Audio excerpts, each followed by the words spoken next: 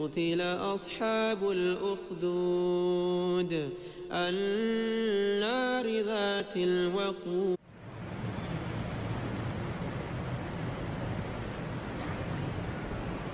الحمد لله الذي أنعم علينا بنعمة الإيمان والإسلام. أشهد أن لا إله إلا الله وحده لا شريك له، وأشهد أن محمدا عبده ورسوله. اللهم صل وسلم على سيدنا ومولانا محمد وعلى آله وصحبه أجمعين. أما بعد، يا أيها الناس اتقوا الله حق تقاته ولا تموتن إلا وأنتم مسلمون.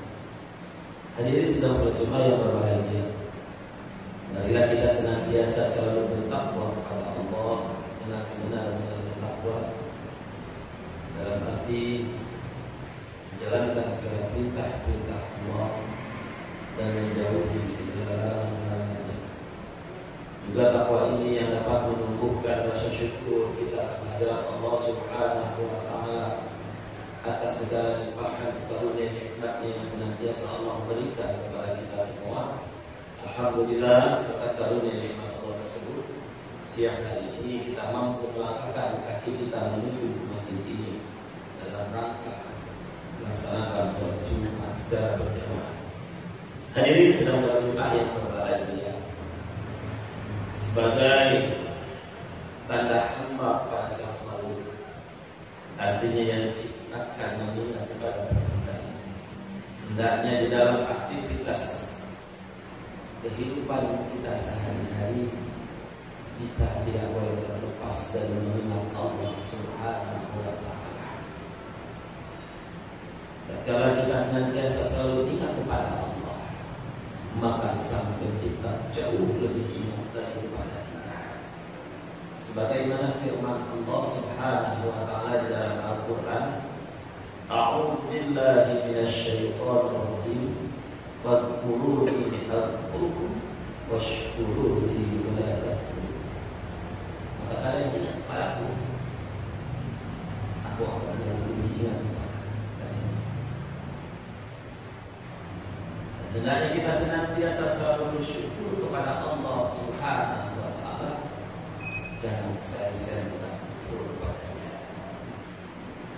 Pada saat kita melakukan aktivitas kita kepada Allah, dengan aktivitas apapun, apakah itu urusan dunia atau tidak, mana urusan dunia kita? Nah, kalau kita sedang mencari rezeki pada Allah Subhanahu wa Ta'ala, itu urusan dunia.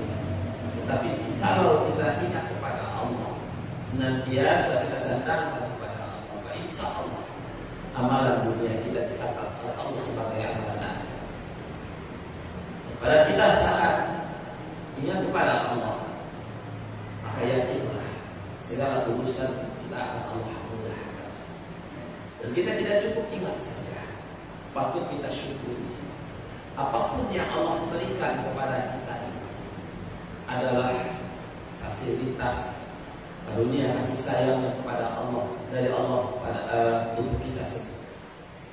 Maka apapun yang kita miliki, ini adalah pemberian Allah Subhanahu wa Ta'ala. Hendaknya kita pandai-pandai bersyukur. Bentuk syukurnya adalah di antara saat ini kita hadir di masjid ini, yaitu melaksanakan sholat Jumat secara berjamaah, sekaligus kita sedang melakukan ibadah siang kita. Hadirin sedang sholat Jumat yang berbahagia, kalau kita tanya, hampir setiap manusia, umat muslim khususnya, kalau ditanya kenapa Anda sholat, kenapa Anda ngaji, kenapa Anda sedekah, kenapa Anda haji, sesungguhnya kita ini ingin apa sih dari Allah Subhanahu wa Ta'ala? Maka sepakat jawabannya hanya satu, ingin surganya Allah Subhanahu wa Ta'ala. Walaupun ada jawaban yang lain, tapi tetap isinya sama, karena takut dengan neraka. Balik takut neraka, ingin masuk surga. Artinya tidak bisa dipungkiri lagi bahwa kita semua rindu dengan surganya Allah Subhanahu wa Ta'ala. Tapi kalau manusia rindu dengan surga, tidak istimewa. Tidak ada yang istimewa. Sekali lagi, kalau kita yang rindu atau manusia yang rindu dengan surga, tidak ada keistimewaan. Tapi kalau surganya yang rindu dengan manusia, ini yang baru istimewa. Karena pada dasarnya lebih baik dirindukan daripada merindukan. Sebab kalau yang dirindukan dia biasa-biasa saja, makan enak, tidur nyenyak, tapi yang merindukan ini yang selalu gelisah. Apakah ada manusia yang dirindukan oleh surganya Allah? Ada. Rasulullah Shallallahu Alaihi Wasallam bersabda, "Al-jannatu mustaqarrun ila arba'ati nafar." Surga itu rindu kepada 4 macam manusia, 4 macam kelompok, 4 macam golongan. 4 macam ini yang mana saja? Yang pertama yang merindukan surga adalah talil Quran, orang yang gemar membaca Al-Quran. Subhanallah. Hadirin sidang salat Jumat yang berbahagia, apalagi di bulan Ramadan ini, memang salah satu anjuran amalannya adalah perbanyak tadarus. Sebab siapapun hamba Allah yang akrab, yang bersahabat dengan Quran, semoga dijadikan keluarganya Allah Subhanahu wa ta'ala. Karena Allah memiliki keluarga di muka bumi ini. Nabi kita Muhammad SAW pernah menyampaikan kepada para sahabatnya, kata Nabi, "Inna lillahi ahlina minan nas." Sesungguhnya Allah itu memiliki keluarga di dunia ini dari golongan manusia. Sahabat kaget, lalu bertanya kepada Rasulullah, "Man hum ya Rasulullah?" Siapa mereka ya Rasulullah? Dijawab oleh Rasul, "Ahlul Quran hum ahlullah wa khosbah."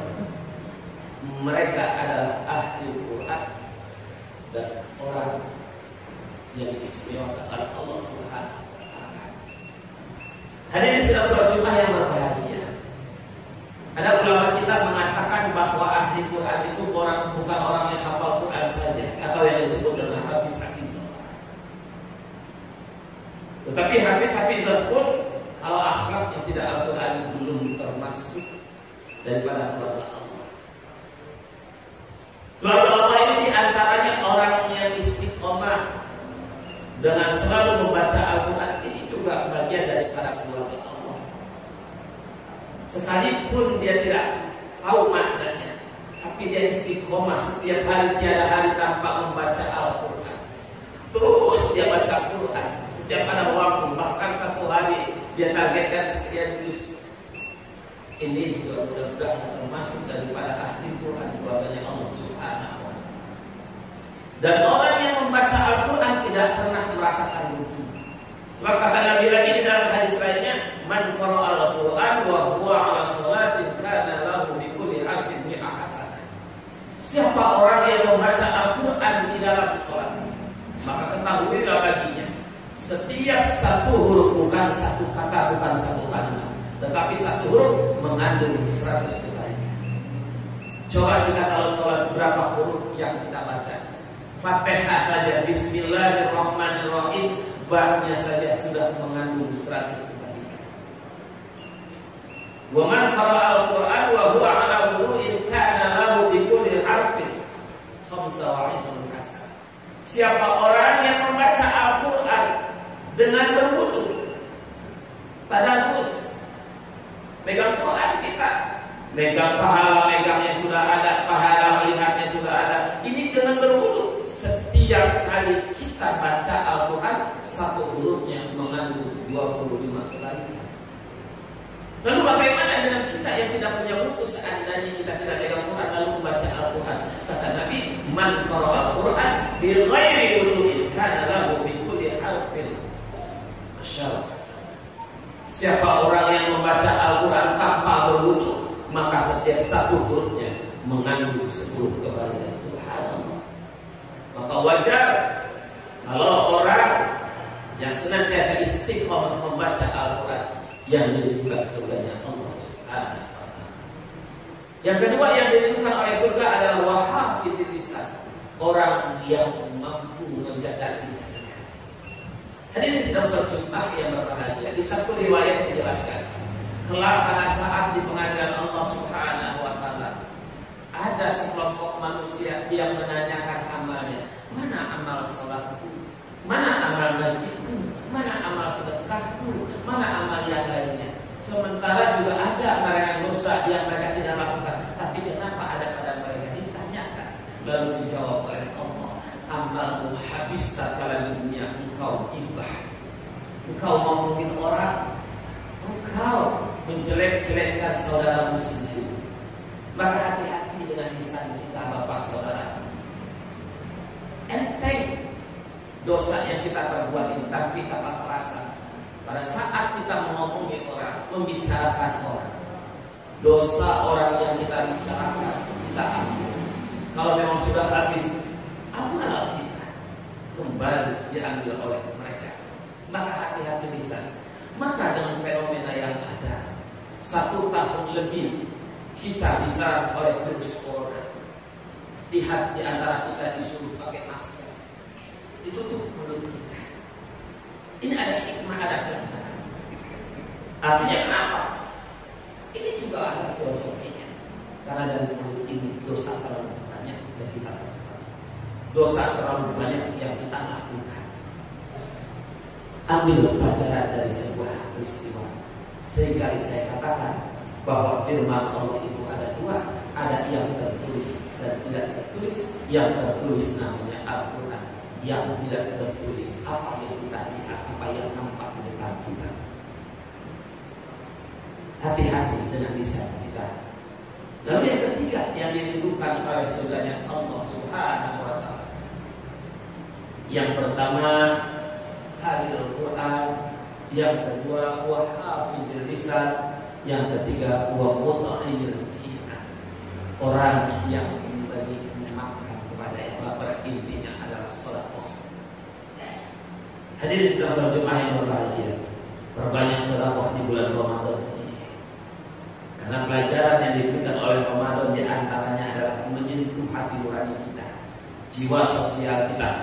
Hari ini siapapun dia, pejabatkah dia, rakyat biasakah dia, orang kayakah dia, orang miskinkah dia, sama merasakan perihnya apa. Tapi kalau pejabat, kalau orang kaya, laparnya sakit perutnya hanya siang saja. Sementara begitu datang benuk maghrib sudah begitu banyak. Sementara bagaimana dengan saudara-saudara kita, kaum du'afa, fakir miskin, yang memang mereka akrab dengan kelaparan. Di sini disentuh hati nurani kita. Pejabat gunakan jabatannya, orang kaya keluarkan hartanya habis habis.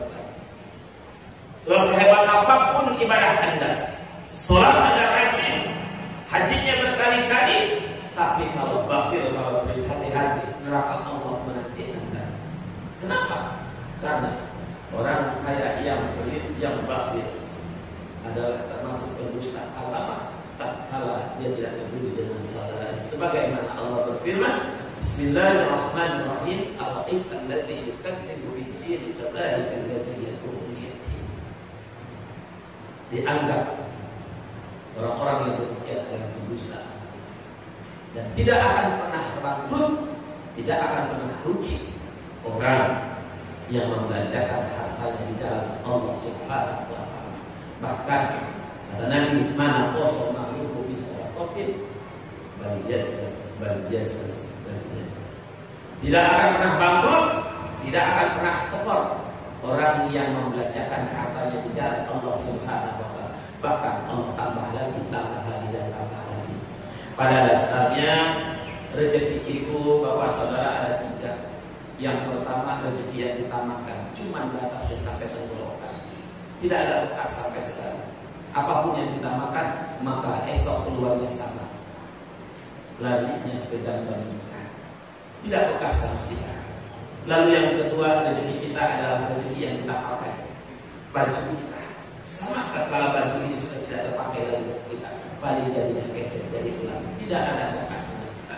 Tapi yang ketiga rezeki kita yang kita belanjakan jalan Allah Subhanahu wa Ta'ala. Ada pembangunan masjid kita sumbang, ada pembangunan pondok kita bantu, ada anak yatim fakir miskin. Inilah harta kita yang telah akan menolong kita. Lalu yang terakhir yang dirindukan oleh surga, was-shaimina fi syahri Ramadan. Orang yang berpuasa di bulan Ramadan. Oleh karenanya, Bapak Saudara, yuk tahun ini kita tulis dengan tinta emas. Semoga tahun ini adalah Ramadan terbaik untuk kita semua. Karena tidak ada satu orang pun yang menjamin bahwa tahun yang akan datang kita masih hidup. Oleh karenanya, pergunakan kesempatan yang Allah berikan kepada kita. Sebelum khutbah ini saya tutup, saya bercerita tentang 2 ekor hewan yang berlainan, yang mana hewan ini juga puasa. Yang pertama ular. Ular itu puasa tatkala dia ingin ganti kulit. Pada saat ular ingin ganti kulit dia puasa. Tapi yang membedakan dengan yang lainnya adalah ular itu sebelum puasa, artinya sebelum ganti kulit, dan sesudah ganti kulit namanya tetap ular. Makanannya juga tidak berubah, jalannya tidak berubah, ganasnya juga tidak berubah. Maka kalau ada manusia sebelum puasa dan sesudah puasa tidak ada perubahan kepada dirinya, berarti ini adalah puasa ular. Pendidikan yang diberikan Ramadan tidak membekas sama sekali. Ini yang kata Nabi, kam min shaimin laisa lahu min siyamihi illa al-ju' wal 'athas. Banyak manusia, banyak orang yang melakukan ibadah puasa tapi nol di hadapan Allah. Dia hanya mendapatkan haus dan lapar saja. Tapi lihat ular itu kecil dan menjijikkan, rakusnya luar biasa. Sekecil apapun ular, kalau nempel hingga di dahan yang begitu rendah, maka pohon itu akan hancur, pohon akan mati. Kenapa? Saking rakusnya ular. Tapi pada saat ular berpuasa dia bungkus dirinya sehingga angin tidak masuk, debu tidak masuk, menjadi sebuah kepompong. Setelah dia puasa, maka yang keluar bukan lagi ular tapi kupu-kupu. Artinya kalau ada manusia sebelum puasa dan sesudah puasa ada perubahan pada dirinya, berarti dia puasa ular. Makanya sudah selektif, sudah tidak 3 hal, haram, halal, haram, sudah tidak lagi. Tapi betul-betul dia cari. Kelakuannya sudah berubah. Yang tadinya tidak disukai orang jijik dengan kita, tapi setelah Ramadan orang jadi baik, orang jadi senang dengan kita dan diangkat derajatnya. Lihat ular pada saat jadi ular dia jalan kaya, tapi begitu setelah puasa terbuka kepompong dia dapat menjadi kupu.